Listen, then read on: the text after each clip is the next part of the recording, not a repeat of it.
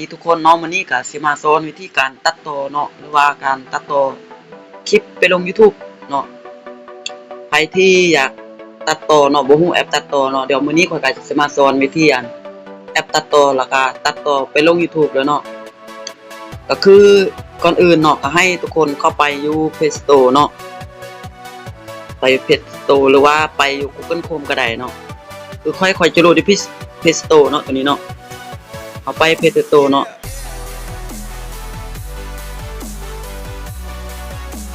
แบบเต็มเลย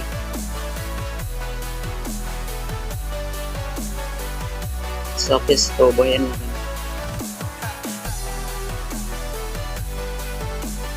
คือหลังจากเราเข้าไปแอปที่ Play Store เนาะเฮามาโหลดแอปตัวนี้เนาะ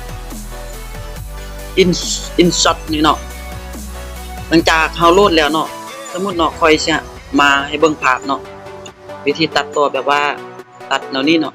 แนวนี้เนาะคือค่อยตัดลง YouTube แนวนี้เนาะตัดสมมุติเนาะเข้าไปเบิ่งก็ได้เนาะวิธีตัดเนาะครับสบายดีทุกคนมื้อนี้ก็มาอยู่กับ2ไอแล Channel เช่นเคยเนาะมื้อนี้ก็สิมาอัปเดตข่าวสารของ GPT Code ตัดแบบว่าแอปที่เฮาก็เปิดตัวมาใหม่เนาะเป็นเว็บไซต์ที่ใหญ่เนาะนี่เนาะเดี๋ยวเราจะเข้าไปดูที่หน้าแอปเนาะเป็นอะไรก็ลง YouTube เนาะก็คือคนนี้เนาะมันพูกเนาะได้ใส่กระเป๋าแล้วก็สามก้นกระเป๋าเนาะแล้วก็หลังจากเฮาโหลดเข้ามาแล้วเนาะให้เฮาเข้าไปที่หน้าแอปเลยเนาะ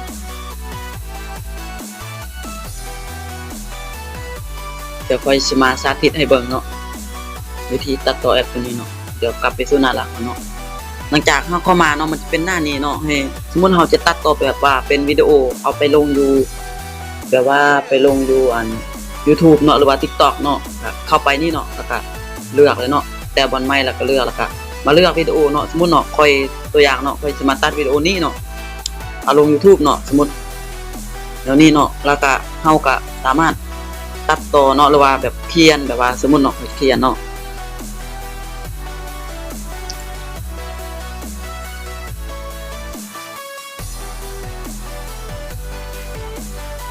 นี่เนาะแล้วก็สามารถมาเลือกสีได้เนาะหลากหลายสีเลยเนาะ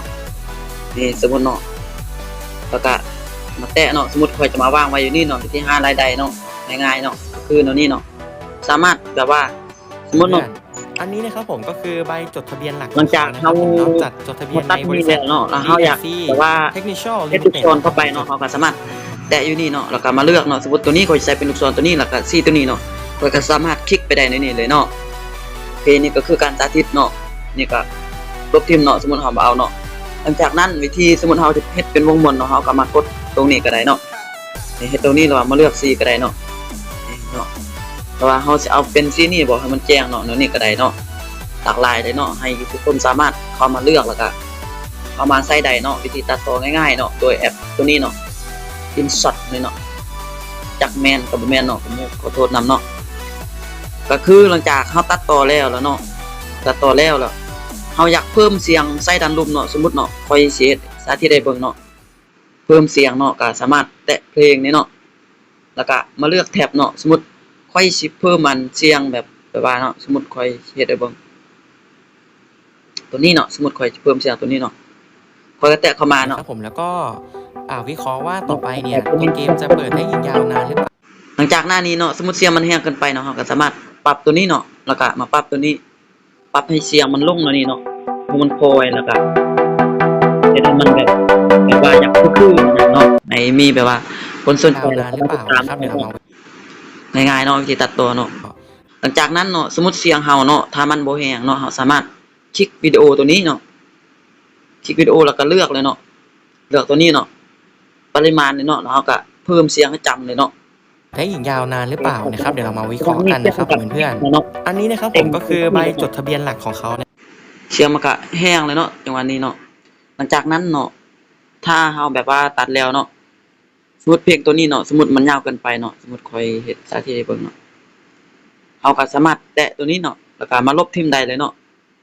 ลบทิ่มเลยเนาะแล้วก็เข้าไปตรงที่บันทึกเลยเนาะสมมุติค่อยตัดแล้วเนาะนี่สมมุติค่อยตัดแล้วเนาะก็กดบันทึกเลยเนาะนี่ก็เรียบร้อยเนาะที่ตัดต่อเนาะนี่มันขึ้นไปวิดีโอก็ตัด จากนั้นก็ให้เฮากดบันทึกเลยเนาะหลังจากกดบันทึกแล้วเฮาก็มาเอาสามารถมาเบิ่งก่อนก็ได้เนาะหรือว่าเอามาอัปลงอยู่ YouTube เลยก็ได้เนาะหรือว่า TikTok ก็ได้เนาะง่ายๆที่การตัดต่อแอปตัวนี้เนาะซึ่งข้อยใช้แอปตัวนี้เป็นการตัดต่อในการลง YouTube เนาะ สวัสดีครับคลิปนี้ผมจะมาแนะนำสคริปต์ที่ช่วยในการเทรดซึ่งสามารถ โอเค ทำให้ เนาะ เรามี ถ้าใครมักคลิปนี้ก็สามารถกดไลค์แล้วก็กดติดตามให้ได้เด้อเดี๋ยวคันบ่เข้าใจก็สามารถคอมเมนต์ไว้ใต้คลิปเดี๋ยวสิมาสอนอีกภายหลังเนาะ